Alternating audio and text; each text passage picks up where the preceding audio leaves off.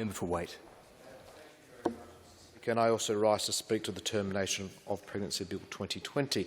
And I think, as many members have indicated so far in the deliberations, that this is a complex, sensitive and challenging issue for all South Australians. And at the heart of it, we are talking about matters of life and conscience. Therefore, we must tread with extreme care and caution in legislating for such action, and always undertake this debate with respect and decency. And I think the Attorney mentioned that the need for respect and decency in her media comments yesterday in the paper, and descriptions of wicked witch of the East, murderer, baby killer, are completely unnecessary from all sides of the debate. There is no place for that type of emotive language. It's not appropriate. It doesn't help, and it doesn't help deal with the issues that we are talking about in front of us. Other terms, and I'm sure all members have received this as through their correspondence, is you have no right to comment on this legislation because you're a male. Also, in my view, doesn't have a place in this debate. We all here, as members of Parliament, we are here to work with legislation and the debate that is before us, and it is incumbent on all of us to participate in the debate in a respectful and thoughtful manner. Mr Speaker, regardless of which label you choose, fetus, collection of cells, unborn baby, it cannot be denied that we were all in this position once. We all share in that common experience. And as legislators, we have that delicate task of balancing the needs of the unborn and that of the mother, finding the best ways to support them both in providing the best and safest health care available to them right across our state. Within this bill, we are dealing with matters that impact on women, couples and their families, and at times it can be very difficult to discuss, as the member for King so eloquently put in her contribution just then. There are strong arguments from pro-life and pro-choice advocates, and both are very passionate about their views. And during my time in this place, just as you have, Mr Deputy Speaker, I've sat with people on both sides of the issue and had many discussions with constituents about their thoughts on abortion, its decriminalisation, and on certain late-term aspects of the bill. And as the member for Playford put in his remarks just then, I don't think there are too many in this whole entire House that don't support moving the bill from the criminal code to a general healthcare code. But that, in essence, is not what we're actually dealing with in this draft legislation before us. I think there are a raft of other measures in this debate. As I said, Mr Deputy Speaker, this bill has generated strong views from my constituents, especially around changes to gestational limits.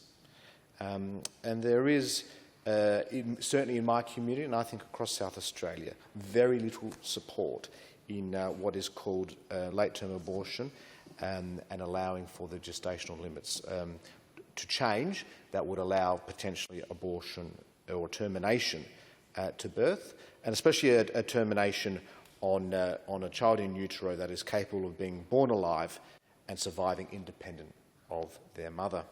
This step, I believe, is too far for many South Australians, and in fact most South Australians in general think is a step too far. A 2019 YourGov Galaxy poll found around 69.8% of Australians were against abortion taking place after 22 weeks. This bill does allow for abortion at any stage up until birth, if deemed medically appropriate. And I ask this House to consider if the current laws regarding late-term abortion are enough, and whether they actually need to be extended. In years to come, we do not want to look and hold the same regrets that the late Honourable Mr Millhouse had, lamenting the wide interpretations that deviated from the legislation's original intent. I personally believe by being more specific about the circumstances around gestational limits would assist in this regard, and I'll be supporting amendments to that respect. Currently, we have legislation that deals with late-term abortion in circumstances of medical necessity, such as to preserve the life of the mother in the current code. I do not know whether this bill, if passed, would increase the number of late-term abortions in South Australia, and I would certainly hope that it doesn't. But evidence from Victoria suggests that it will, with the 2017 Victorian Mother and Babies report showing that since abortion-to-birth legislation was legalised in Victoria in 2008, there have been an average of 65 late-term abortions a year in that state. Let us not forget that with late-term abortion, we are talking about a gestational stage where human life is viable, a fetus can survive independently of its mother. Medical advancement continues to demonstrate that this is the case. SA Health itself regards the threshold of viability to be from 22 weeks. Knowing this, it is interesting to also note that the gestational limits for abortion in other countries is as low as 12 weeks in Denmark, Norway and Switzerland, and 14 weeks in Germany, France and Spain.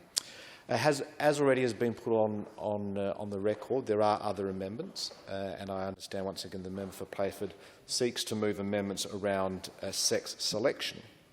And this is, I think, another concern that constituents have raised with me, and the potential danger for sex-selective abortions to occur in Australia. And obviously no one supports this in my view, and we should never open the door to aborting a child simply because of its sex. It is discrimination, plain and simple, and it goes against everything that our society has fought for generations. While it is a practice that most Australians abhor, there are reports that indicate that prenatal gender selection is taking place in Australia. A La Trobe University study led by Dr Christina Edvardsen from 2018 found that in Victoria from 1999 to 2015, around 108 to 109 males were born for every 100 females in certain community groups, higher than the worldwide ratio of 105 males born to every 100 females. In these same community groups, the ratio is even higher for mothers who have had 2 or more previous births, with around 122 to 125 males born to every 100 females. This is a concerning development and one that has been brought up in other states when they have debated legislation similar to this bill, as outlined in the South Australian Law Report Institute report, Abortion, a Review of South Australian Law and Practice, October 2019, page 322. It is a terrible practice that continues to occur in other countries around the world. While it may not happen much here in South Australia, I would hate to see any change in our abortion laws that would lead to this practice occurring. Mr Deputy Speaker, one issue that has been raised with me quite a lot is around conscientious objection from the medical fraternity in relation to this bill, and the issue on the bill in its current form on the practice of conscientious objection for our medical profession.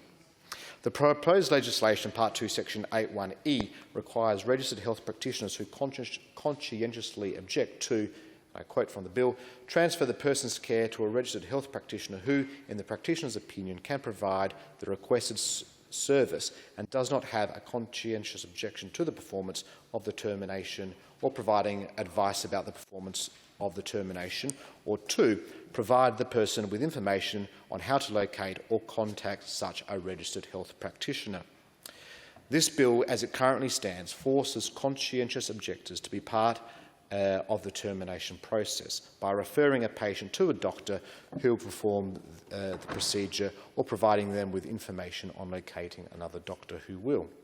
To quote Dr Joanna Howe, Associate Professor in Law at the University of Adelaide, and I quote, "Those who argue that forcing doctors to refer for abortion is merely about providing access to health care fail to understand that the act of referral is no trifling matter for a doctor who believes medical termination involves ending the life of an in utero fetus." End of quote. This presents a great ethical dilemma for many South Australian doctors who do not wish to play a part in the termination of a pregnancy. The conscientious objection provisions within the current Criminal Law Consolidation Act presently protects the rights of persons, including doctors and nurses, to conscientiously object to playing any part in the procurement of an abortion. And an open letter signed by some 50 South Australian doctors voices their concerns, and it goes on to say, and I quote, "SA is the last remaining state protecting conscientious objection in abortion. We implore you to maintain the status quo with the existing clause written by the late Justice Millhouse." End of quote. The open letter continues to say, and I quote again, the authors of the conscientious objection clause, including the AMA, insist that conscientious objection is respected by the bill. This is entirely false because the new clause coerces doctors to act against their conscience and mandates punishment which may include deregistration. Nobody should be forced legally to do something which they find unconscionable. Let it be clearly understood that parliamentarians have demanded for themselves a conscience vote where abortion legislation is concerned. It is contradictory, even hypocritical, to demand conscientious freedom for oneself and then use that freedom to deny freedom of conscience to doctors and other healthcare practitioners." End of quote. Other sections of the letter goes on to say, and I quote, "We write to appeal to the restoration of the current status quo on this matter, which is crucial to the practice of medicine by good and conscientious medical professionals." End of quote. They go on to say that a referral indeed is not needed from a doctor in South Australia in order to procure termination services. And of course, this information is available on the Shine SA information memorandum, where it says, and I quote, "You do not need a referral from a GP to access abortion services in Adelaide." And this will certainly reinforce to me when I visited the Pregnancy Advisory Centre with some of my colleagues in part of the SA Health briefings and had that opportunity to speak to the people on the ground at the PAC, who said, of course, that a referral from a GP is not required to access their services.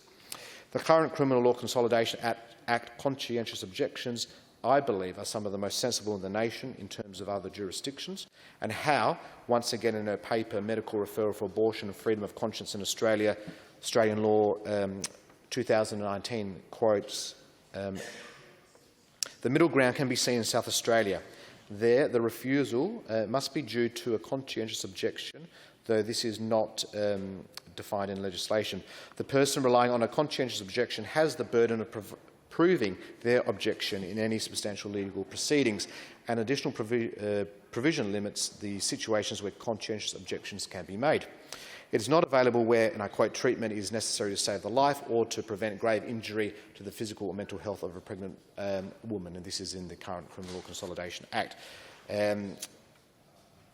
Go on to say that South Australia's approach appears to reject a pluralistic approach in that it permits conscientious objection regardless of whether the motivation is religious or secular. There is also an element of pragmatism in the claim of conscience can be scrutinised in the course of malpractice proceedings, thus placing some pressure on practitioners to ensure that they have a defensible position in regards to conscientious objections, but providing protection for deeply held beliefs. If the practitioner were unable to establish their actions were due to a genuinely held conscientious objection, they would be potentially found liable for negligence.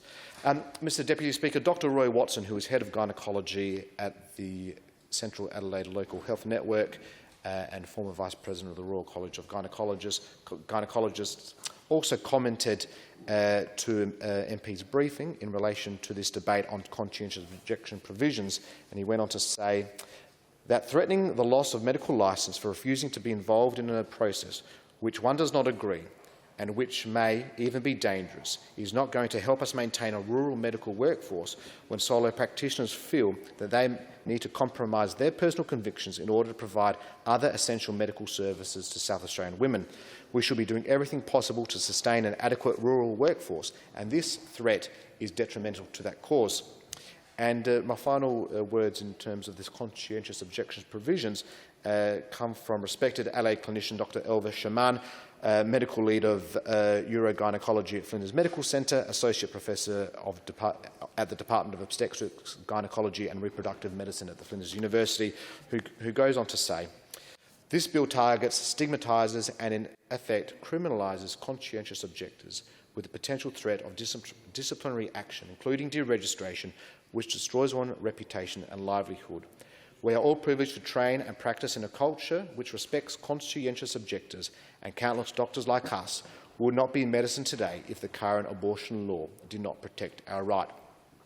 Mr Deputy Speaker, with that I will be moving amendments that simply replicate the current conscientious objections provisions within the current Criminal Law Consolidation Act 1935, being Section 82A5 and Section 82A6, into this bill that we are debating at the moment.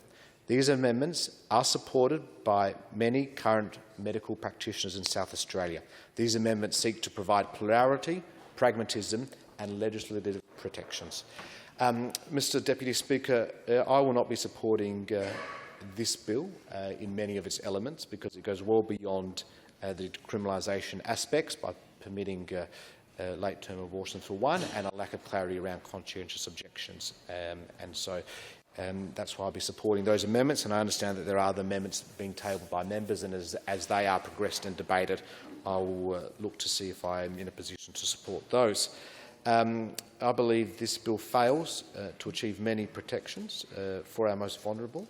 As I said, this debate requires compassion and support. I know there are some amendments from the member for West Torrens and indeed the member for King in her deliberations, which I hope are successful to improve this overall legislation. I'm looking to my right.